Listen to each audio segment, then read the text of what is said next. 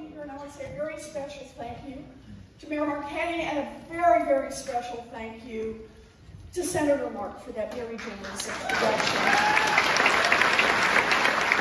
That would be fighting for us, and it really matters. We've got a lot we want to do today. I want to talk a little bit about what's going on, and take as many questions as we can. But I need to start on a very, very sober note. As we are out here meeting in Pittsfield, Donald Trump is making his decision whether to bomb Iran. And I'm deeply worried about this. We're hearing the same things we've heard before: weapons of mass destruction, don't pay attention to the people who are saying they're not there, regime change, the United States can come in and engage in war and somehow magically will fix everything. That's the sort of thing we're hearing right now. What we're not hearing is what exactly is the plan here. Because let's be clear, yes, we don't want Iran to have a nuclear weapon, but there is no way to bomb our way to an Iran that does not have either the desire or the knowledge to build a nuclear weapon.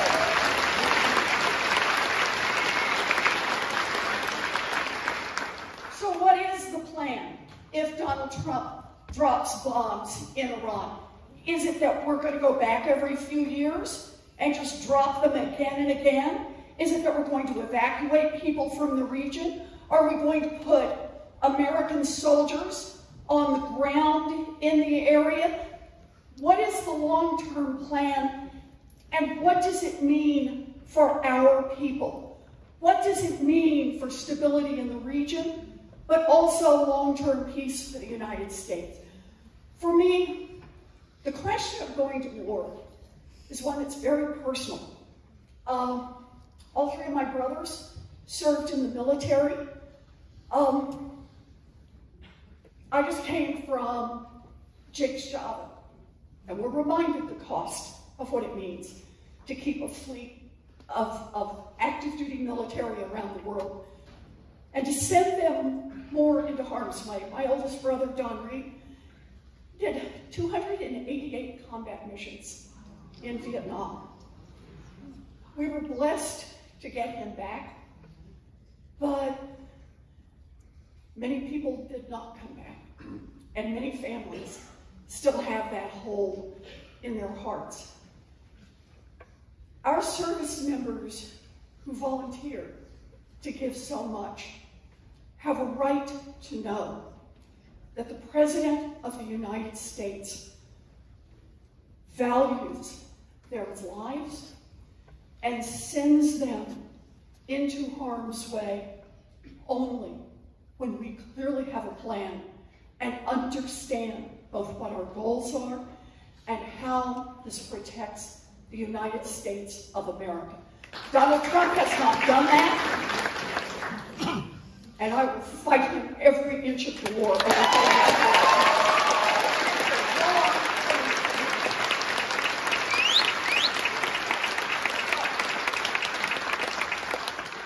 So, as we're here together on a Saturday morning, look, I'm not going to start out by trying to sugarcoat this.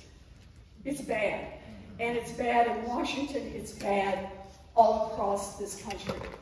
This is a moment where we have seen the President of the United States turn the National Guard and the Marines against civilian protesters out in Los Angeles.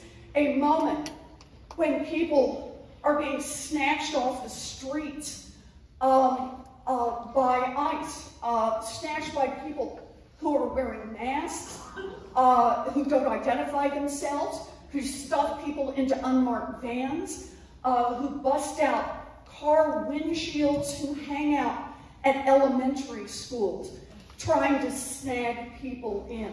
This is a moment when the cuts in Washington, they're aimed at our education system. They're aimed at research, at cancer research, at ALS research, at climate research, at the things that give us brighter futures. This is a moment where the President of the United States is the most openly corrupt human being to serve in that office.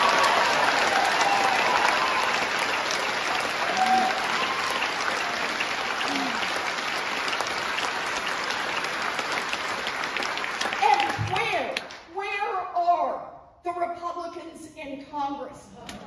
You know, the Republicans, I just gotta say, the Republicans in Congress are suffering a major medical emergency. They have had their spines removed.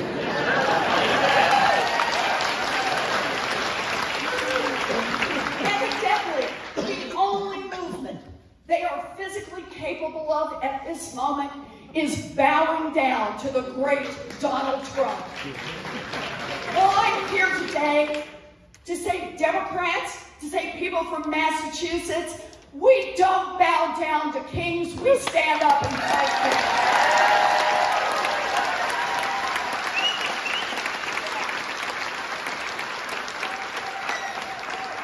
And look, it is hard times.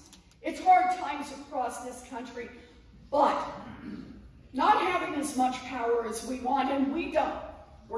Democrats are not in control of the House, we're not in control of the Senate, and obviously we don't have the White House, but that is not the same as having no power at all. You use what you've got. And I want to remind people it matters. Start with Social Security. Let's be clear, Social Security is not charity. Social Security is something people earned. All of their working lives.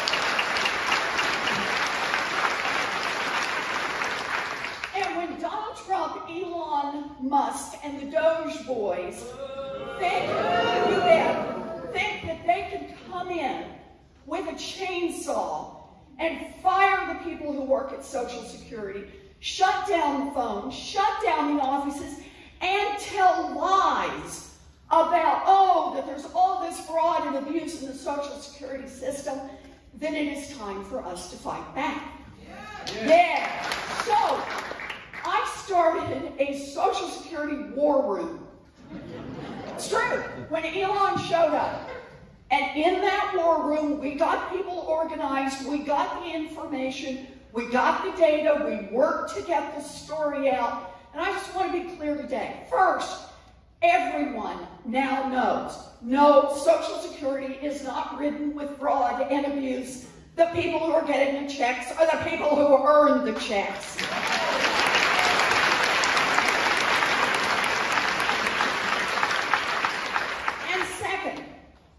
The phones are still operating, the offices are still open, and very few people have been fired from the agency. That means Social Security is still functioning and functioning the way it should. It's not fancy, it's not a headline, it's not setting off fireworks, but by God, it is standing up for a government that works for all of us.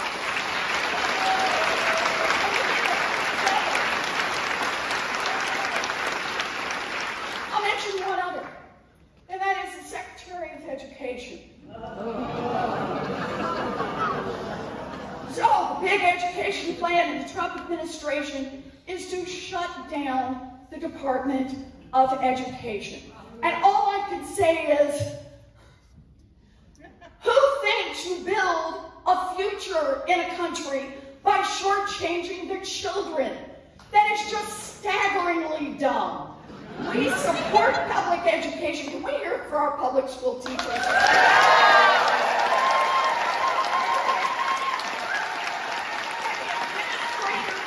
the librarians, and the school bus drivers, my friends, all the folks working in the cafeteria, all the people who have put their hearts and souls into helping our children build a stronger future. And that's been another one. So I launched Save Our Schools. And part of what I asked for when I put this out, some of you in here may have responded, is send your stories in.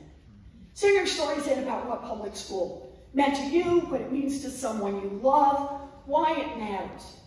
And so I got these stories. I read some of them down on the floor of the Senate. We shared some of them with the press. But I also got the Secretary of Education to come in and talk with me. And as she got ready to leave, I handed her a stack of more than 1,000 stories and asked her to read what public education means to people all across this country.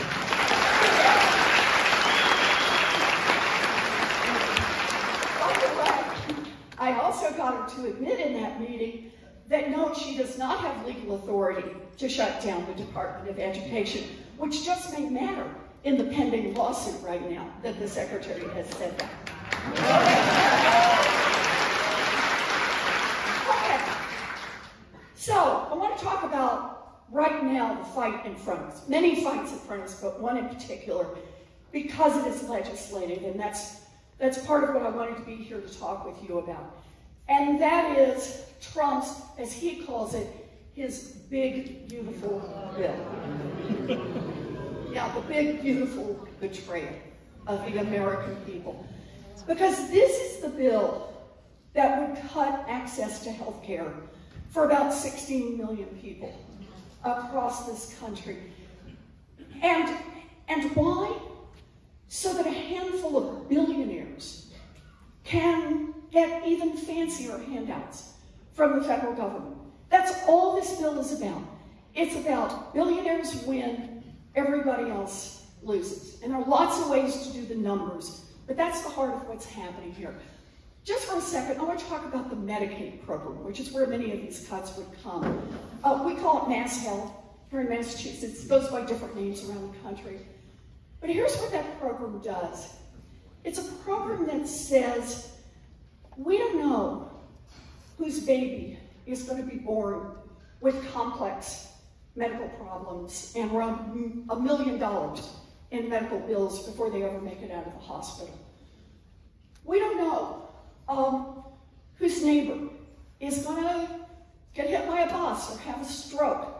And the only way that person is going to be able to live independently is to have a home health aid or a wheelchair, a motorized wheelchair. We don't know whose beloved grandma is going to outlive her savings and need care in a nursing home and have no way to pay for it. None of us knows which families will be hit by that. So what we decide as a country is we're all going to pitch in some of our nickels. And then if it's your family, or if it's your family, or if it's your family, then we'll all be there to help support. To help support for those medical bills for that little baby, to help support for the home health aid for someone at home, to help pay for that nursing home. That's Medicaid. That's Mass Health. That's what we do with that program. And right now, in Massachusetts, all across this country, about half of all newborn babies in our country rely on Medicaid to pay those bills. The prenatal that mom got, the care they get in the hospital, and the ongoing care for the ear infections, the things that happen. A lot of working parents have to rely on Medicaid because they don't have fancy enough private insurance for that. Right now, almost anybody who has a significant disability, who's getting a home health aid, who is getting a wheelchair, maybe special breathing equipment, it's Medicaid that's paying for that. And about half the people who are living in nursing homes have the bills picked up by Medicaid. So I want to ask all of you, just think about that for a minute. How many people in here, yeah, let's bring the lights up. How many people in here know someone or love someone or themselves are relying on Medicaid? Oh, yeah. Oh, yeah. There you go. There you go. That's it. That's what we do with each other. So let me ask you one more question. And that is, do you believe that little babies ought to be able to get health care rather than taking that money and giving it to Jeff Bezos so he could buy a third job?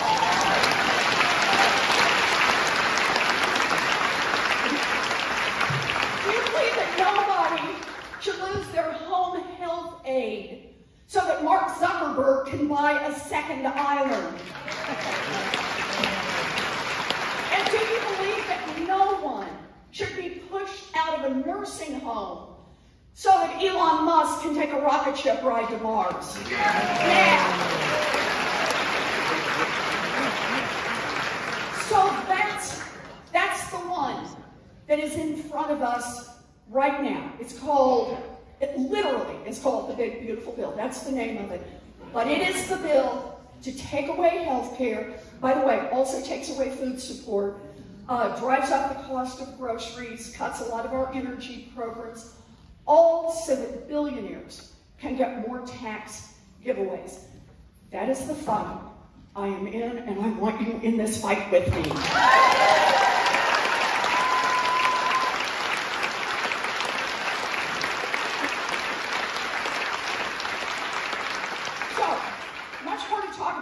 The last thing, and that is, what can you do? I know this is such a frustrating moment. I know you feel like, just how can we make a difference? How can we make a difference? You got to remember you can make a difference. The very number one thing you can do is tell your stories. When I handed the Secretary of Education that printout, they were all the stories. They were all about my 8th grade art teacher. They were all about the 2nd grade teacher who, when I was having a really hard time, pulled me in. They were about the high school shop teacher. Tell the stories, because the stories help us connect what these government numbers, what these government programs are all about. Tell the stories and tell them everything. Post them, share them with your friends, share them with the groups you belong to, and why it is that you do support Medicaid, that you do support a government that engages on behalf of its people. Second thing I ask you to do is organize. Organize, organize, organize. You know, one voice is loud when you speak up. 2 voices were twice as loud. And it goes from there. Anyone doesn't believe me? Ask about the Berkshire Brigade. Loudest people I know.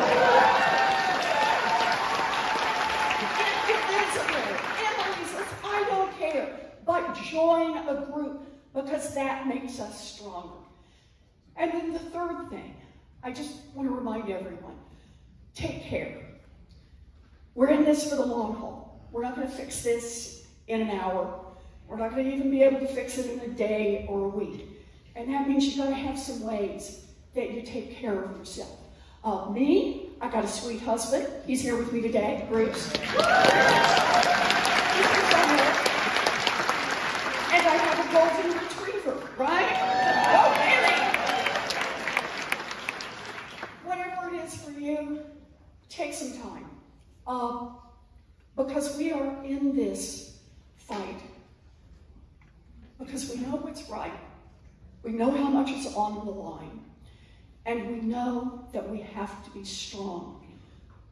Or, to see it another way, we know we must persist. It is an honor to fight with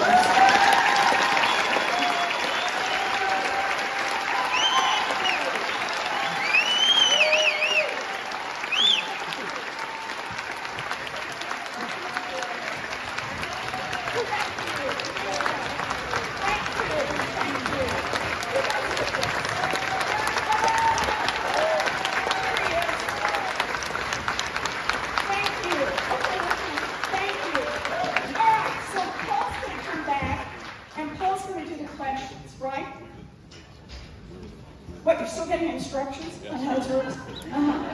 Paul's going to be the dynamite. Where did they go? To Mark? You ready? Okay, Paul. All right. First of all, thank you. That was awesome. And at a moment where many of your counterparts and colleagues in Congress are hating from doing these events, look at this.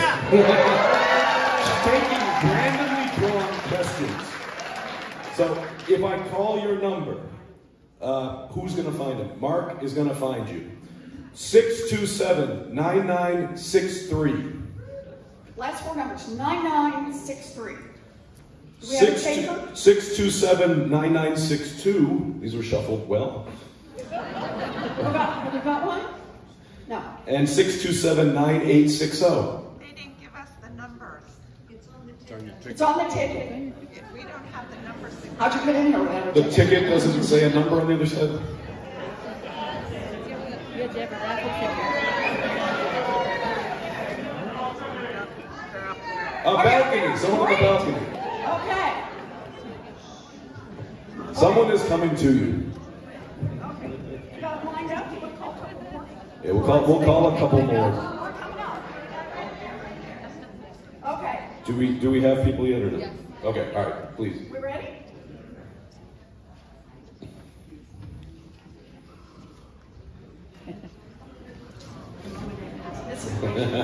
This better be a good question. Can you hear me? Yeah. Yeah? Yes? I have a question. Tell me your name. My name is Kathy Mason. Hi, Kathy. Hi. You were wonderful, by the way. Oh, We need a few Republicans that are like you in the Senate. Anyway, my question. Protests have been wonderful. 5 to 6 million this last day. I know there's one big one coming up in July as well. I have a thought. I would like a protest to be different than standing on the streets with our wonderful signs and cheering and having hearts full of patriotism. I would hope, or is this at all possible is my question, could there be a protest with a lot of you working very hard to make it happen, where there is one day, Dollars for Democracy, and we all support financially one day at a time and show Trump and his supporters that we too can make money, but this time not to destroy democracy, but to save it. Could that happen? Oh, I like this. I certainly will take that back and talk with lots of folks about it. Can I just say one other thing? I think that's great. How many of you participated in the No Kings? Yeah. You know what I loved about No Kings is that it really goes to the heart of the problem. And there are a lot of different things that may energize someone at this moment. You know, the fact that it does, sometimes it just feels like a sandstorm. There's so much going on. I don't know about you all, but every morning when I get up, I kind of do this when I look at my news feed. You know, it kind of just a little bit, because it's a thing and it's a thing and it's a thing. But the nice thing about this protest, I mean the important thing about this protest, is people who may have been got motivated for different reasons, but they understand that the only way we do better is when we join together. So maybe yours was public school, and maybe yours was how veterans are being treated, and maybe yours was health care, and maybe yours was clean air and clean water, and maybe yours was the corruption. Whatever it was that got people up, they came together and said, in the United States of America, we do not bow down to kings. We have a government that represents the interests of the people, and we're going to insist on that. Yeah. And that was that. Peacefully protest. Peacefully. Yes. Okay, I'm going to read 3 more numbers, so stand up if it's called. 627-9898, 627-9973, 627-9848. Okay. Stand up if you've got it. Anybody? There you go. We got Another one on one? the balcony. Okay, another one in the balcony. Who's ready? Oh, they're negotiating back there. Who's going to answer the question? Okay. They were 9848, 9898, and 9973. Okay. Hi, Senator.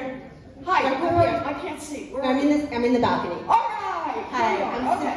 I'm Sabina Chen. I'm from Williamstown. Hi, Sabina. I was previously in New Hampshire, and I had the privilege of voting for you in 2020 in the New Hampshire primary. Thank you. So my question is about the spines of the Republicans. Yeah, they're just missing. What can I say? Completely, like, are there any that are negotiable? Are there any like Susan Collins or Lisa Murkowski? I was even reading recently that Josh Hawley is putting up a fight about the big, beautiful bill. Yeah. So are there any of these of your colleagues in the Senate on the Republican side who are persuadable enough to put the brakes on this? Okay, that is an excellent question. So to answer your question, what I'm going to do is I'm going to tell you all a story. And it's one many of you participated in. The story goes back to the first Trump administration. You may remember, it was the summer, right? And Donald Trump was in the White House. The Republicans had control of the House and the Senate. And that year, what they decided is they broke it apart. They had two parts. They were going to they were calling it the Affordable Care Act at the time. It was the same thing. Take away health care for millions of Americans. And part two, later on, they were going to do their tax breaks for billionaires. So they were going to take away this health care from millions of people. And they have the majorities and the ability to do that. It goes over to the House first. The House passes it by a bigger margin than this latest bill. And then, I always remember this part, then they all went to the White House and celebrated, popped the brewskis, and gave each other toast cuts. What's not to celebrate about taking health care away from millions and millions of Americans? So that's the Republican bill. The Republican bill comes over to the House, and it's the same deal. They have a majority. And all we got is people who are willing to raise their voices. All we've got are the littlest lobbyists. Any of you in here know? Those are little children with complex medical problems whose mamas and daddies bring them to Capitol Hill, often pulling a wagon with the extra breathing equipment and the extra feeding equipment and the backup respirators and things these babies need in order to remind the Republicans who will lose health care. It was people who were sick. It was people who used wheelchairs. It was people who had AIDS, who showed up. It was people all across this country who spoke out, who talked with each other, who told their stories, who raised it on the news, who wrote letters to the editor, who put out posts, on and on and on. And then it came down to that night in the summer. And I'm standing down on the floor of the United States Senate. And they've got the majority. We have got to get a majority plus one to say, to block it. 50-50 won't block it because they'll send the vice president in who will vote to support it. We're down to a tie, and that's when John McCain.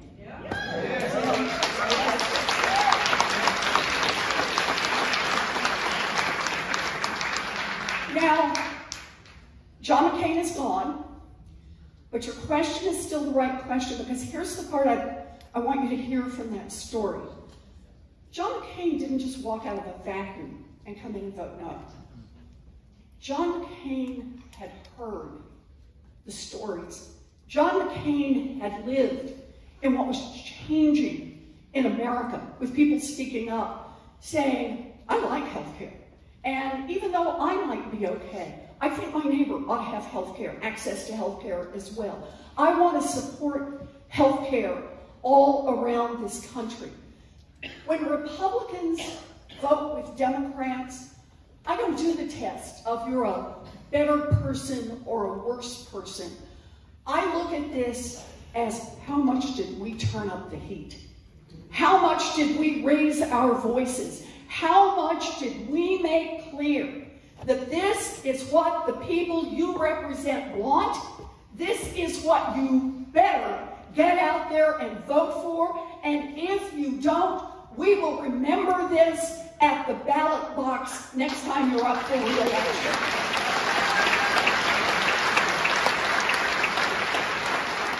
So the answer to your question is, are there some? The answer is, you bet there are some, if we can turn the temperature up high enough, and that is our job right now.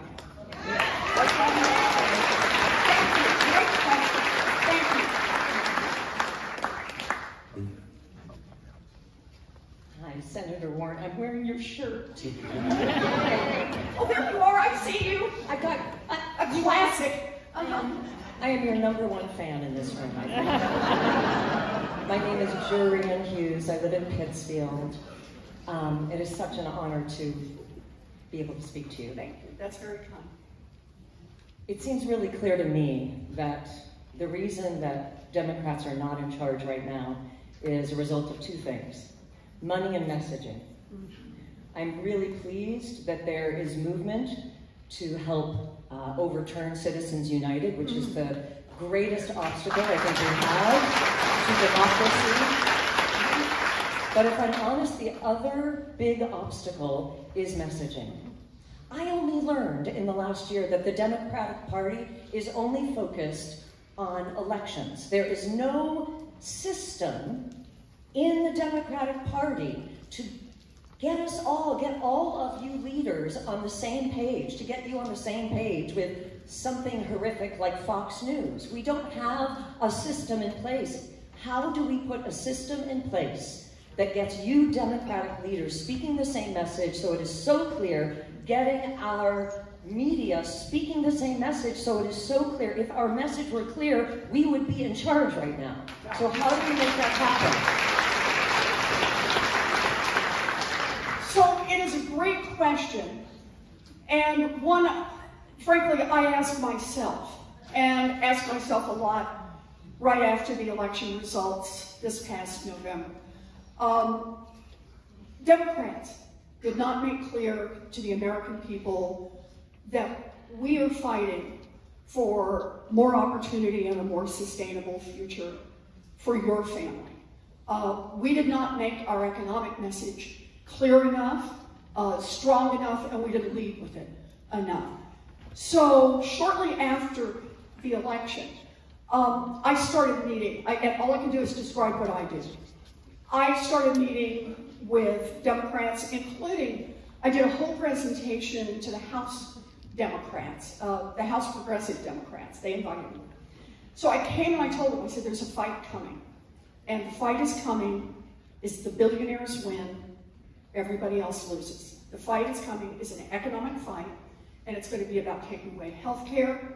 We don't know for sure what all they do, but probably driving up the cost of groceries, the cost of utilities. That fight is coming, and we need not only to be ready, we need to start talking about it now. Yeah. We need to start telling our economic message now. And it's both hands. This is one of those both sides of the coin. Talk about what they're doing and then say, we don't believe that's what we ought to be doing.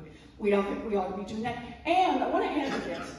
My own view on this is, and name the enemies. They're not just taking away health care to be cruel, although that definitely is part of it. They are taking it away. They are taking away health care from people in nursing homes so that Jeff Bezos can have bigger tax breaks. That is not what Americans stand for. And if we get that message out, then we can win elections, but more importantly, then we can do the things we need to do. Like make sure that all Americans have access to health care. Like making sure that we make investments in housing so people can afford to buy those homes. So we can make sure that all of our kids get a first-rate education, and by God, that every parent can count on child care so that they can go to work. So I do get a little worked up on this subject. So part of the point was to start then and to say it over and over and over. This is our message. I describe it to you as a legislative fight, but it is our message. And here's what we know about that message. When people hear about this big, beautiful bill, when they hear about the cuts and they hear who's getting the benefits, they overwhelmingly hate it. And I'm not just talking Democrats. I'm talking Democrats, independents, and Republicans. They hate it. That's the important news about our message. It is the right message. Right now, 1 out of 4 Americans, the polling shows, know pretty much what's going on in this legislative fight. And that's what's driving the numbers that say people don't like this. This goes back to the question of how to get Republicans to resist it. The job is to make it 2 out of every 4 Americans know. We get 2 out of 4, we can win that fight with the Republicans. We make it 3 out of 4, we are now locking in for everybody in America. Who the Republicans stand for, tax cuts for billionaires, giveaways to the oil companies, and who Democrats fight for. And that is a fighting chance for working families. So that's the plan.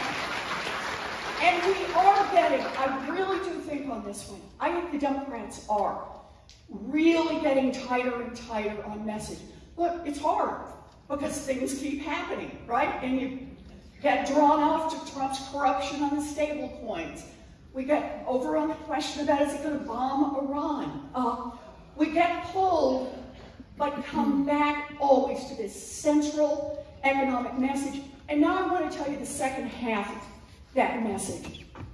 We talked about the John McCain part and we saved health care for millions and millions of Americans. Can I just say one more time, we need to give ourselves a round of applause. When you're in the minority and managed to block the first major piece of legislation coming out of the Republican Party, we did damn good on that.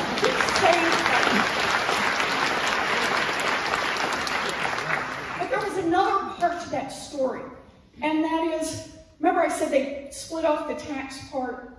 We lost the tax part.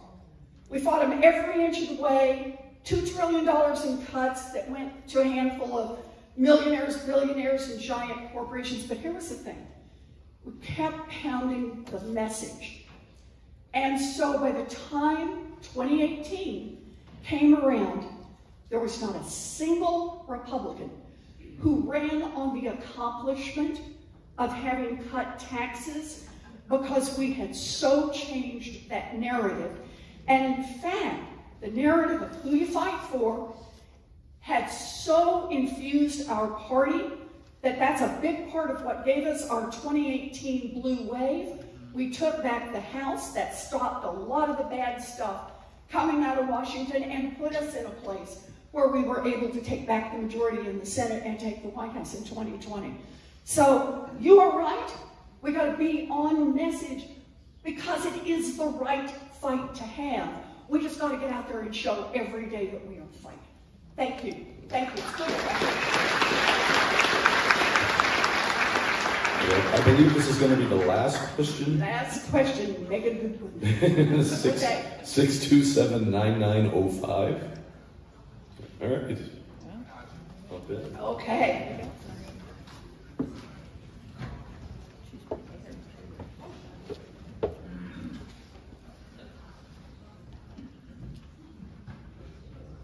Okay, we got somebody who's written her question down in advance. Is that right? I'm Dr. Caroline Sharkey. I'm here in Pittsfield, and it's a pleasure to speak with you, Senator Warren. It's good to see you, Dr. Sharkey. I'm a researcher and professor in social work, focusing on the impact of trauma and healing innovations with young people in deindustrialized cities, particularly those impacted by community violence, mass shootings, and resource deprivation. You know, the fun and easy stuff. Since 2019, firearms have been the leading cause of death for young people ages 1 to 19 in the US with no signs of shifting. And yet the oligarchy has slashed more than $800 million of already appropriated funding in violence research, and more than 550 local gun violence prevention and crime reduction programs in 48 states are affected. A reminder for all of us that when we talk research, we're not just talking about labs. We're talking about evaluation studies, intervention studies, prevention and postvention programs. And on June 6th, leading experts via Penn's LDI cited that these cuts have no upside, economically or socially, and that surges in violence are inevitable. In the wake of countless absurd cuts at the hands of this administration, what specifically is Congress doing to reinstate appropriated funds, to address public safety and well-being for communities? And is there any hope that we can rebuild these critical efforts in the near future? Okay.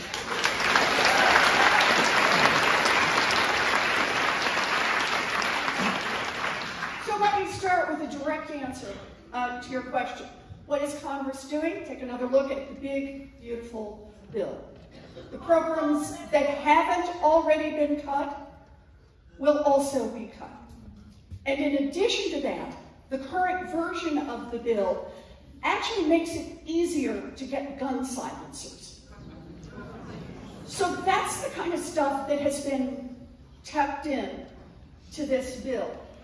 But this is one of those times. I am so proud to represent Massachusetts, but never more so than when we talk about gun violence and the difference that having even modestly decent laws on gun safety can make for the safety of our children, our neighbors, our own families. There are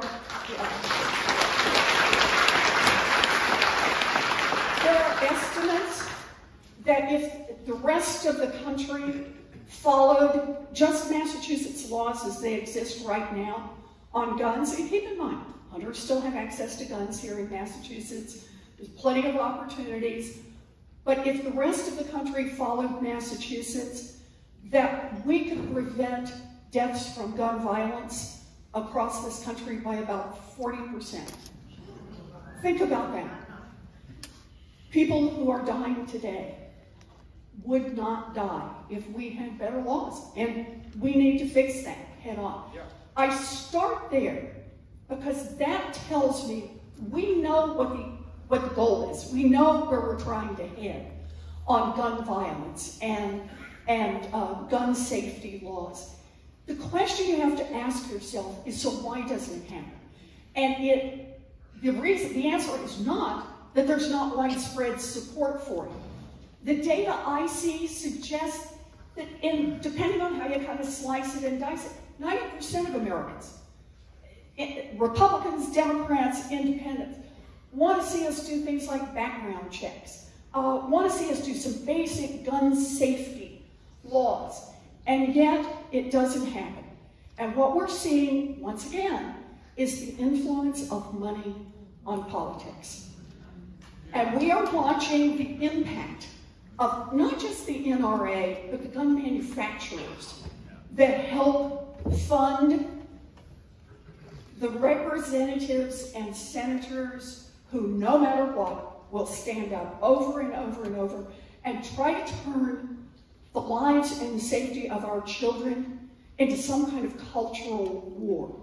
No, this is really about the lives and safety of our children, and we need to fight back.